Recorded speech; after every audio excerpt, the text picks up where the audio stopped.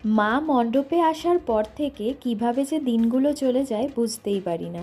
আনন্দ মজা করতে করতে অবশেষে এসে গেল সেই দুঃখের সময়।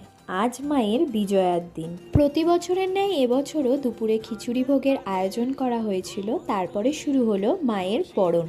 একে একে সবার বরণের পর তারপরে শুরু হলো বিজয়ার সবথেকে সুন্দর মুহূর্ত, সিঁদুর খেলা। তারপর ঢাকের তালে তালে সবাই মিলে একটু আনন্দ করলাম।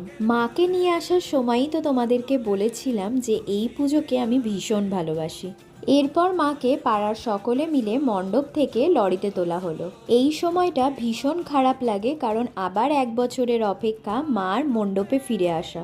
তারপর মাকে নিরঞ্জন শোভাযাত্রার জন্য প্রস্তুত করা হলো। চুঁচুড়া শহরের রাজপথ দিয়ে আমরা আমাদের মা বাসন্তীকে নিয়ে ধীরে ধীরে এগিয়ে চললাম গঙ্গার দিকে। মা যতক্ষণ আমাদের সাথে রয়েছে ততক্ষণই মজা ও আনন্দ, এরপরই বিষাদের সুর। তাই বাজনার তালে তালে সবাই মিলে নাচ করলাম। সবাই মিলে আনন্দ করতে করতে পৌঁছে গেলাম গঙ্গার ঘাটে। এরপর বাসন্তী মা ও একে একে সব ঠাকুরদেরকে বিসর্জন দেওয়া হলো। ঠিক যেমন সুন্দর করে মাকে মণ্ডপে আনা হয়েছিল, তেমনই ভালোভাবে মাকে বিসর্জন দিয়ে আমরা বাড়ি ফিরে এলাম। আবার 1 বছরের অপেক্ষা। মা সবাইকে ভালো রাখুক, সুস্থ রাখুক। আজকের ভিডিওটা এইটুকুই। দেখা হবে অন্য ভিডিওতে। Tata, bye bye.